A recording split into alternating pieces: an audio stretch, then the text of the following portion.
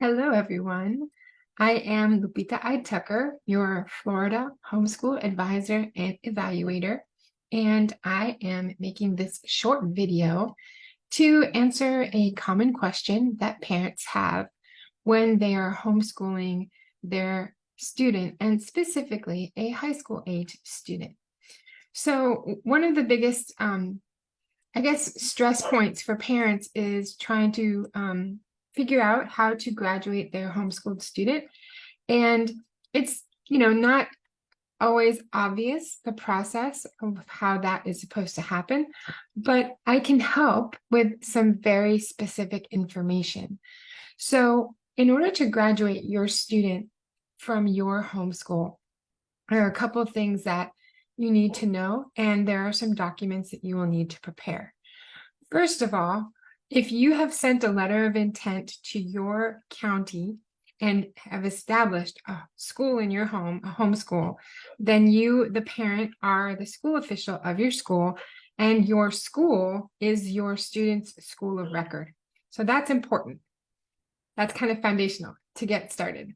The other thing I want to mention that's also foundational is that when you send that letter of intent to your county is required to accept it and to open an attendance record for your student in their system. So the only task or duty that the county is allowed to have is to keep our attendance records. So when you send that letter of intent, they open up the record, and then every year when you send your evaluation, they receive it and they mark your student as present for the previous year. And they will continue doing that until you're done homeschooling or when you graduate your student. Okay, so here are the documents that you need to prepare. First, you're going to prepare a homeschool completion affidavit. The homeschool completion affidavit is a document that is in our state statutes. You'll find it under the state statute for state college admission. And essentially, you will need to sign the affidavit in front of a notary to officially graduate your student. Homeschooled students have a path to graduation just like public and private school students do. And this document is the official graduating document.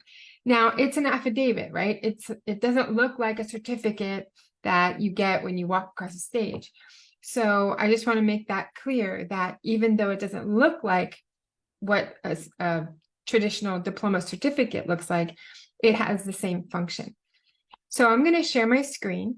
This is on the Florida Department of Education website. They actually have prepared a sample homeschool completion affidavit that parents can use. Actually, this one's really nice because it's an editable PDF, so you can, put in, John, in the information, and then you print it up, and then you take it to your notary and sign it.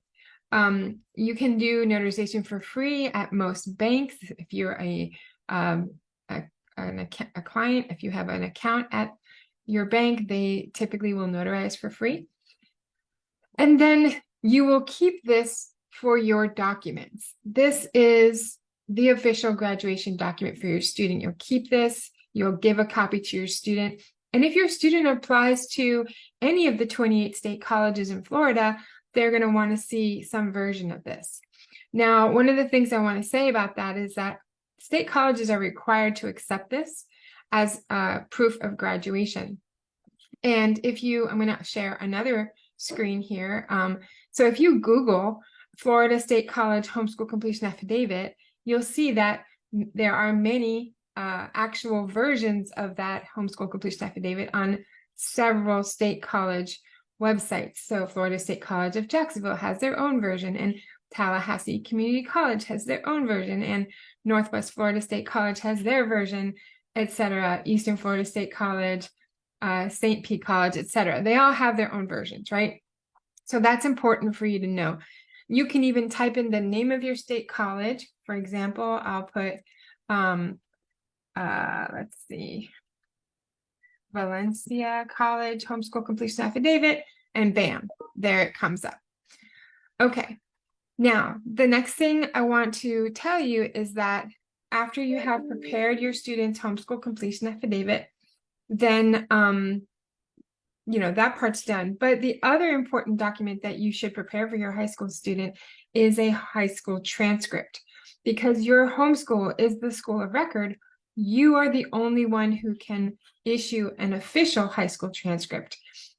And if your student has done any coursework that is through other schools, all of those credits will be on your transcripts. You'd have to transfer them over to your transcript. And then when you issue that high school transcript, then universities, for example, will need that for any applications that your student might submit in order to determine exactly what, how rigorous and what coursework they did in high school. So those are the two important documents to graduate your student. And depending on their goals, you may have to present one or both to different institutions. I also want to share my screen again, and I'm going to show you some how do you get the transcript done? Well, I have a transcript service, so that's something that you can always reach out to me about, and we can get that started for you. But if you want to do it yourself, there is also, one of the things I always suggest is to just go to Google, type in homeschool high school transcript template, and then search. But then when you get the results, click on images. And that is when you'll see all of these different templates. And the fact is, you're going to want to choose something that really specifically benefits your student and whatever their coursework reflects and what their goals might be, because you want to present their information in the best possible way, right? So you may start off with one, but later on might change to a different one because of how your child's needs or goals or academic plans might change. If that's something that you would like some help with, again, I would be happy to help. So please feel free to reach out. Okay, so the next thing I wanted to mention is that those two documents are to graduate your student. Now, if you have sent a letter of intent to your county, then additionally, you'll have to actually terminate your homeschool with the county. So that requires two other documents that are not related to the graduation documents. And one of those is your final evaluation. So in our Florida state statutes, well, I'll go ahead and share right now, those. In our Florida state statutes, you'll see that here, this is state statute 1002.41. You will see that under section 1C, it says that the parent shall file a written notice of termination upon completion of the home education program with the school district superintendent, along with the annual evaluation. So you have to submit an annual evaluation in order for them to process the letter of termination. And for a graduating student, it is helpful to put in that letter of termination a statement of, that says, I'm terminating my homeschool because my student is graduating. Now, that's extra information that they're not required to receive, but it can be helpful to share. So that's why I mentioned that. And so you have to send those two things. Now, obviously, I'm an evaluator, so I'll be happy if you need help with an evaluation. I can get that done for you. However, the letter of termination is simply, a letter, just like you sent your letter of intent. Dear superintendent, this is to notify you that I am terminating my homeschool for the student named below, and effective, and then you would put the date. And then you could say, my student is graduating from high school, period. That's a letter of termination, nothing fancy. A lot of counties will have forms on their website that you could potentially use if you wanted to. Just know that you're never required to use any county forms for evaluations or letters of intent or letters of termination.